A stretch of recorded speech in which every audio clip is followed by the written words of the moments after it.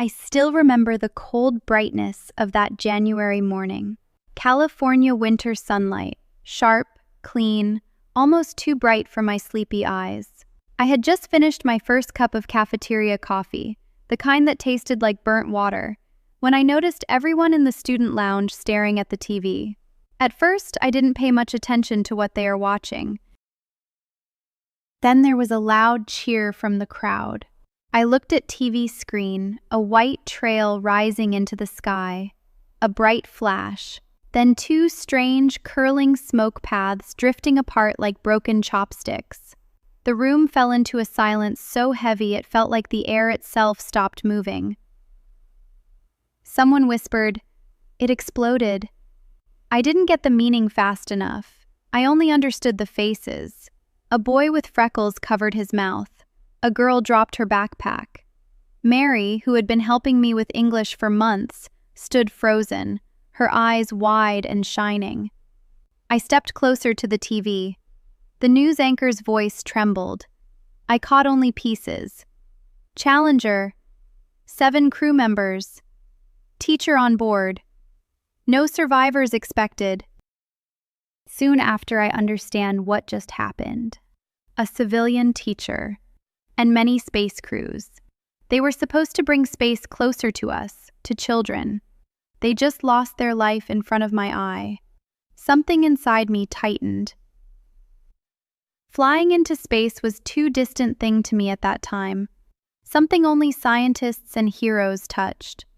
I didn't know much about the space shuttle program. I can't imagine even a school teacher could go. Mary finally looked at me. Her voice was soft, almost breaking. "Rain, this is a national heartbreak."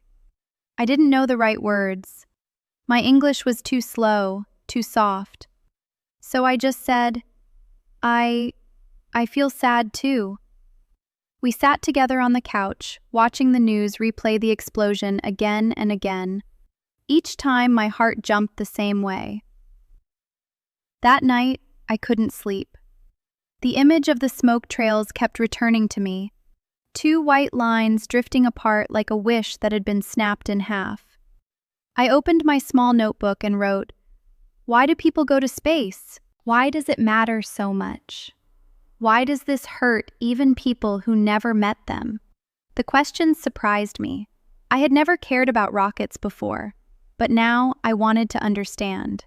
The next day, Mary found me in the library, surrounded by newspapers and magazines. She smiled gently. "You're really reading all that?" I nodded. "I want to know why this is so important."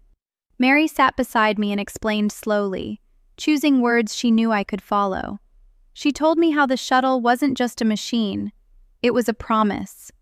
A promise that ordinary people could reach extraordinary places. A promise that science could lift everyone higher. A promise that the future could be bigger than the present. I listened carefully, writing down new words. Mission, launch pad, payload, orbit, crew, NASA. Mary and me look at a picture of the crew took before the mission. I trace their faces with my eyes, smiling, hopeful, brave. "They trained for years," she said. "They believed in something bigger than themselves." Over the next weeks, I watched every news update, borrowed books about space exploration from the campus library, asked Mary to explain diagrams of boosters, fuel tanks, and orbits. I learned the names of past missions and wrote them in careful handwriting, started clipping newspaper articles and saving them in a folder labeled Sky. I also listened to classmates talk about the tragedy, trying to understand the cultural weight of it. I started to feel connected to something everyone cared about, not because I understood every detail, but because I understood the feeling of reaching for something high, the feeling of losing something precious, the feeling of wanting to keep trying anyway. Weeks later, I wrote in diary, "I came to America to learn English and culture, but today I learned something else.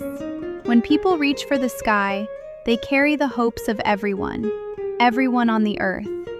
When they lost their life for it in the sky, the whole world feels it."